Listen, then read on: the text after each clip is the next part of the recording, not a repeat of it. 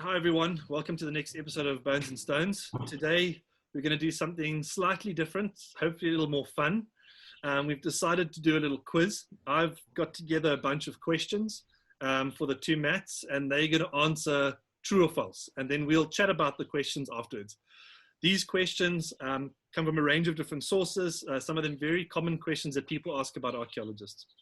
So the first step though, I tasked both Matts with using their creative juices to come up with a really interesting and cool true or false sign. I'm a bit nervous, I won't lie, because I think some of this could be pointed at me. But anyway, let's see your signs.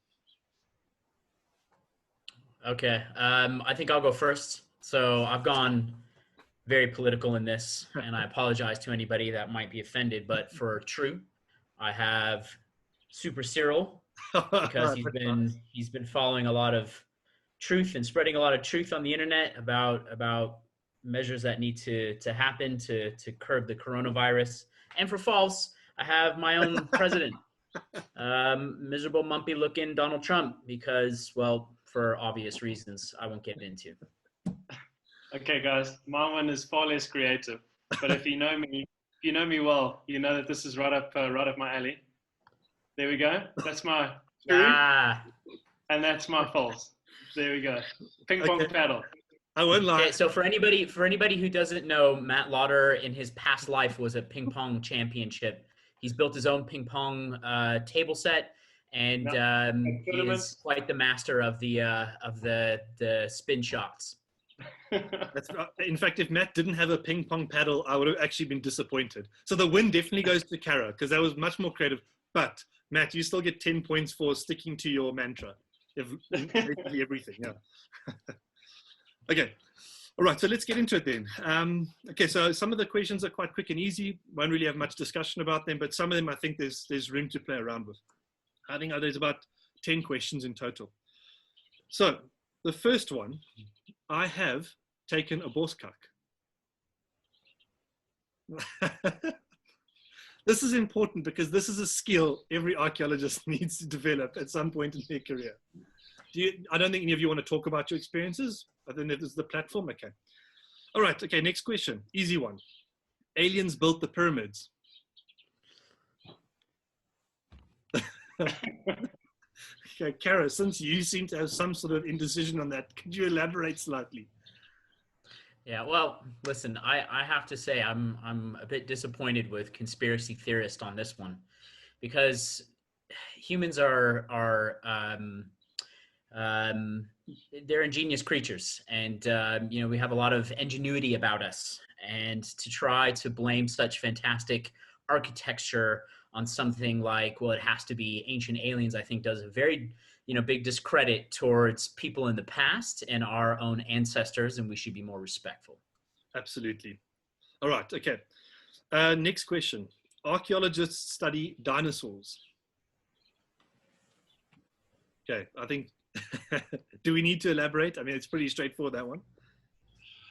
Okay. Next question that sees some airplay, and I've had this question asked to me a couple of times. Tombs have curses.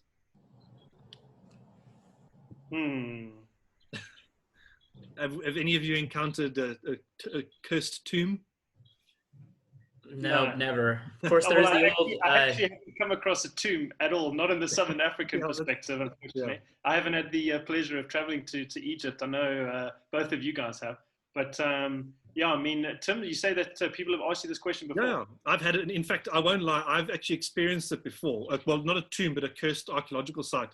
We were excavating a site in Northern Cape called Canteen Koppie.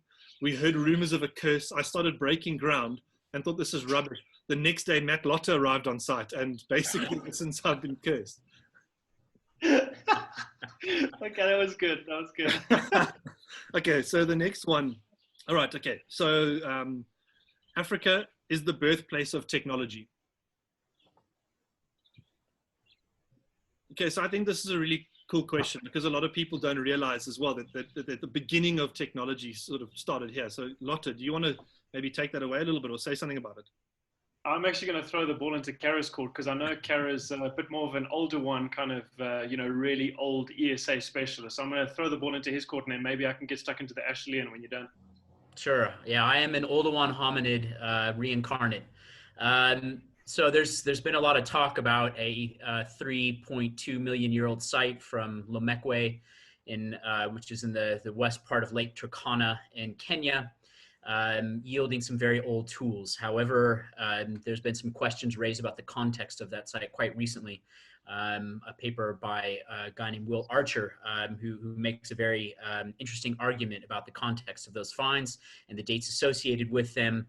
But around 2.6 or a little before 2.6 million years ago, we know that we have Oldowan stone tools, solidly made by hominids that were living in East Africa, places like Ethiopia. So from Ledi Gararu as well as Gona, which are sort of in the central portion of Ethiopia. Incredibly old technology, but it was very sophisticated for its time, meaning there was a lot of sort of rotation happening, a lot of flakes peeled off from cores. When we look at those sequences of how those flakes were coming off the cores during napping, we see that the nappers really knew what they were doing. Just to carry on with Matt, with what you were saying there. Then if you look in slightly later periods, the Acheulean tradition then comes in, still within the earlier Stone Age, from about 1.6, 1.7 million years. Also is identified at quite a few key African sites. The main thing with the Acheulean is that it's a very kind of diagnostic stone tool tradition or technology. A characteristic, artifact would be a hand axe, for example, kind of teardrop shaped artifacts with a nice peripheral cutting edge around the piece. And that is an artifact which is extremely widespread, throughout the Stone Age, across different continents, beyond Africa. So, we have a pretty good indication that the earliest forms of technology, specifically stone technology, obviously began within Africa, and then there was then a proliferation from there. Great, thanks guys for that. That was really interesting. In terms of the earliest artifacts outside of Africa, do you have a date for that? Yeah, so around the sort of like, I think within the neighborhood of about 1.3 to maybe 1.8, within that range, there are artifacts outside of Africa. The dates for sites in Europe that show artifacts like the Acheulean are quite hotly debated. Okay. But yeah, we do have early artifacts outside of Africa, but technology essentially starts here. Oh, okay. There are some, just to touch on that, Tim, there is some research happening in China as well, the Chinese Paleolithic studies. There was a new site described not so long ago, Kara, if I'm not mistaken, with a date in the region of 2 million. Oh, yeah. Yeah, I think 2.2 or 2.3. I may be wrong here, but we are seeing now in the Paleolithic record, at least, that China is playing an important role when we start discussing the earliest kind of artifacts as well. Awesome, yeah, that's really interesting. And those are all date ranges that I think your false answer, Caruana, would struggle to say, if I'm not mistaken. All right, let's move on. True. Okay, next question. You need a permit to remove artifacts from a site. And I think this is an important answer because a lot of people on private land, but also visiting sites, do take artifacts away from archaeological sites. It is illegal in South Africa. You can get fined, and it also has a really negative effect on our ability to then go and do some archaeological research at these sites if they've been heavily picked. Yeah. And another thing as well is, very often what we find is when we go to a property or a farm, very often, the landowners have a keen interest in what's on their property, rightly so. And they will often collect, lots of artifacts and stuff. And, then they'll be on a table as you walk into reception or in the house. And, it's obviously great to see that. And it's wonderful to see landowners have such a keen interest, in history and archaeology and stuff. But the reality is that it removes those artifacts from their context. And as archaeologists, that's what's very important to us, is studying artifacts within their context. So ideally, also given that heritage within this country belongs to every person equally, it would be best to leave the artifacts where they occur, on the surface, within, your piece of land, and they're more informative in that context anyway.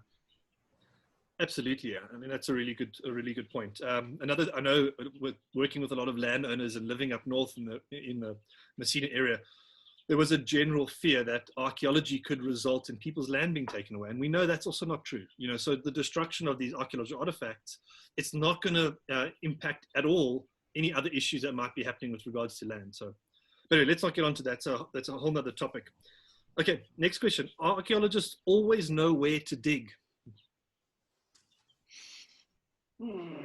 Okay, so this are okay. It could be a true, could be a false. I think this is a bit. I was hoping I think to this is a get bit some difference. Yeah, I think there's a bit of. Yeah, Kara, do you want to? Matt, do you want to take it away first, and then I'll go for it. Well, you know, it's often called an inexact science, and part of the problems that we face is trying to locate where are decent archaeological sites to excavate, trying to predict their importance and what they might speak to in terms of archaeological theory or the archaeological record.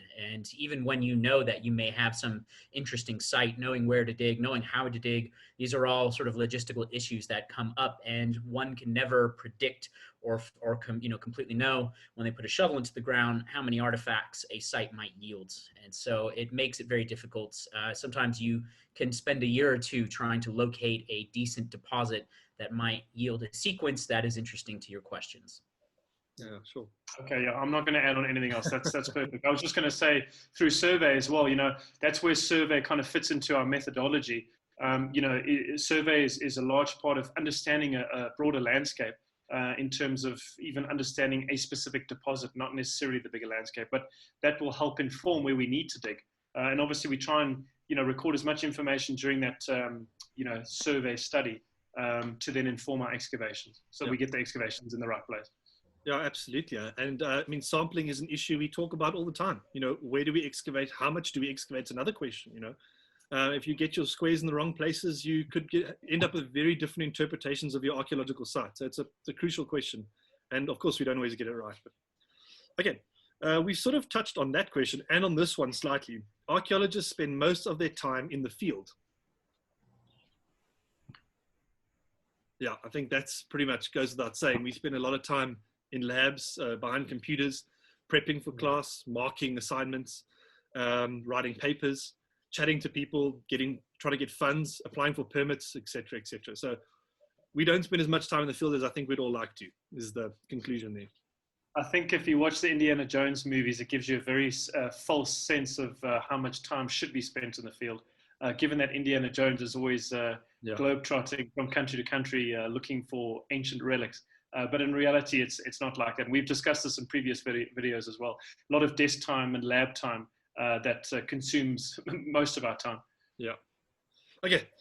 Next question. And this one is a question that was asked online. You have to dig deep to find artifacts.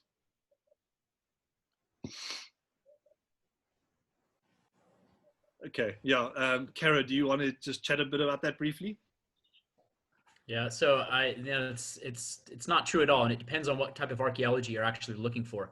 So if you're doing Iron Age, you may very well find things on the surface. If you're doing what Tim does and looking at LSA archaeology, you may dig very little. If you're doing ESA, like myself and Matt Lauder, you may dig very deep. Oftentimes, there's a lot of artifacts that are scattered on surfaces as well, which may not have great context, but are still important to map. And so archaeology is found in a number of different contexts. It depends on what you're looking for and what type of question. Or Kara, are you there? Yeah, Kara's just there. broken away. Yeah, you're back. So then, Lotte, just to add to what Matt said, what you do as a geoarchaeologist is examine all of these different issues that are moving artifacts around surfaces up and down as well. So it also depends on the site formation processes. Yeah, site formation will obviously play a big role in what's preserved within a specific landscape. You can have artifacts that are removed completely from a landscape. You can have artifacts that are relocated. So, as Matt was saying, you can have Iron Age material, let's say, on the surface, and then later Stone Age material beneath it. But in certain areas, you can have material washing away and getting deflated, where it forms a kind of paleo surface of a much younger age, of a much older age. So you can get a complete mix of material. it's not uncommon to walk around in the Northern Cape, for example, and find earlier Stone Age artifacts intermixed with Middle Stone Age artifacts right at the surface. And if we look at the time period that those artifacts may cover, it could be a couple of 100,000 years worth of time span in terms of artifact production and technology. So again, it just comes down to the site formation conditions within the landscape. Yeah. All right. Okay. And then finally, if you want to be a good archaeologist, do you have to leave the library? This is from Indiana Jones.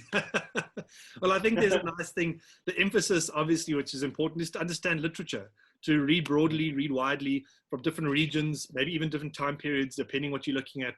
And that's crucial to any good study is people's grasp of the literature pertaining to their work. But it's also, very important to be able to put what you've learned into practice. And I think, with us having spent a lot of time in the field together, you learn from other people as well. When you go into the field, it's really just yourself. So you have the opportunity to kind of brush up against other archaeologists, learn about the skills that they know about. You get to learn about new methodological approaches, put those methodological approaches into practice, and then obviously be immersed in a paleo landscape. And there's a whole other range of experiences that come with that. Yeah. And just to touch lastly upon that, speaking to what we're bringing, some of this together is the idea that we dig sites because we want to answer scientific questions. So reading the literature is really important because we get a background of what types of questions have been asked, how people view particular behavior in the past. And when we go out and dig a site, we're trying to focus on specific questions. We're not digging just to excavate artifacts for the sake of having them or figuring out who is possessing them, but to try to answer some important questions about past behavior and what our ancestors were doing on the landscape. Yeah, absolutely. And then if you take that into CRM, it's very similar. It's not digging for the sake of digging. It's digging following certain tasks. This needs mitigation before it gets destroyed or damaged. And so it's task driven. So certainly. All right, that's all the questions. No, I have one more question. This came up again and again online. Actually, it's actually a rhetorical question. Thinking about the latest Stone Age makes me feel warm inside. So that's obviously a true in every condition. That's definitely something that you thought of, Tim. We can see right through this question. Came up again, and in fact, the producers of Indiana Jones said this is what got them into making archaeology films. But look, I'm not to judge, But thanks very much, guys. I think that was really interesting. The questions led to some really interesting chats. Hopefully, people find that useful. I can't imagine anyone who'd find earlier Stone Age useful, but anyway, but maybe there's someone out there. But thanks very much, guys. That was fun. I hope you enjoyed it. All right, thanks, Tim. That's soon. Yeah, thanks very much, Tim.